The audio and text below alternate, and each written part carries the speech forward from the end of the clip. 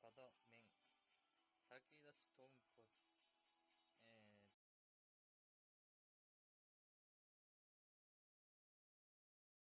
福岡でしか食べられない地元の有名純情ラーメン、博多純情ラーメン新進。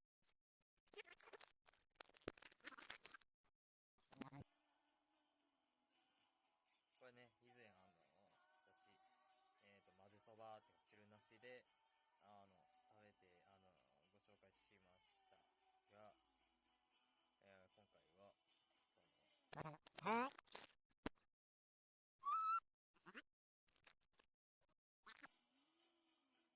のラーメン